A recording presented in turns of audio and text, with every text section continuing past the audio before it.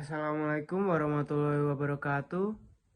Kami dari kelompok 11 yang beranggotakan saya Sultan Jorgi Putra Haryanto dari Teknik Elektro dengan NIM 2252404 dan teman saya Ikram Supriyantono Daud dari Teknik Elektro dengan NIM 2252404 dan Evita Nursanti dari Prodi Psikologi dengan NIM 22320331. Beberapa faktor-faktor kemajuan dalam peradaban Islam diantaranya: pertama, terjadinya asimilasi; kedua, kemajemukan dalam pemerintah dan politik; tiga, stabilitas politik dan ekonomi; empat, maraknya gerakan penerjemah; serta tingginya semangat belajar dan menggali ilmu pengetahuan.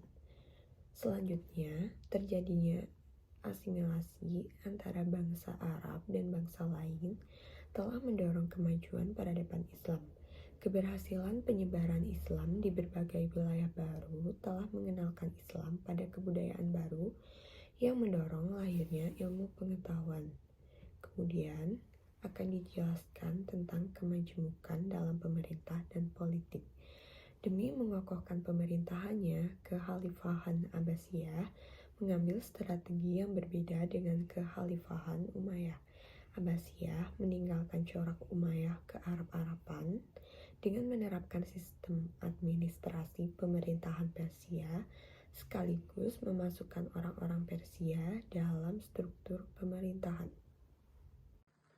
Stabilitas politik dan ekonomi. Salah satu Khalifah Abbasiyah yang termasyhur dan berhasil mencapai kejayaan, Harun al-Rasyid, memiliki strategi dalam memajukan peradaban Islam. Selain politik yang teratur, kestabilan di bidang ekonomi dimanfaatkan oleh Harun al-Rasyid untuk membangun sektor sosial dan pendidikan. Maraknya gerakan penerjemah. Gerakan penerjemahan ambil andil sangat besar dalam membantu penyebaran ilmu pengetahuan, bukan hanya di kalangan penguasa dan intelektual, tapi juga awam.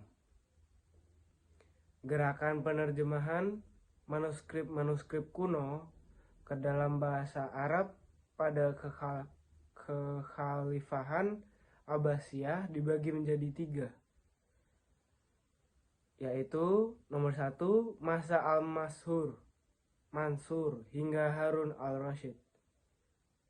Banyak menerjemahkan karya di bidang astronomi dan logika. Untuk yang nomor 2, masa Al-Makmun hingga tahun 30 Hijriah. Buku-buku yang banyak diterjemahkan adalah bidang filsafat dan kedokteran.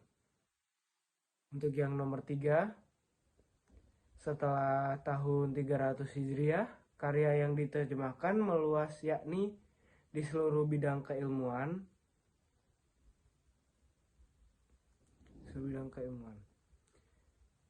Tingginya semangat belajar dan menggali ilmu pengetahuan. Faktor lain yang mendorong kemajuan peradaban Islam, yakni dengan didirikan banyaknya perpustakaan sebagai pusat kajian ilmu, pengetahuan, dan penerjemahan. Selanjutnya akan dijelaskan tentang faktor kemunduran peradaban Islam. Yang pertama adalah kurangnya rasa tanggung jawab para pemimpin negara akan pentingnya menjaga wilayah kekuasaan yang luas. Kedua, persoalan penduduk yang heterogen menyulitkan penyatuan dalam negara. Ketiga, lemahnya sikap para pemimpin negara. Keempat, krisis ekonomi yang dialami oleh negara Islam.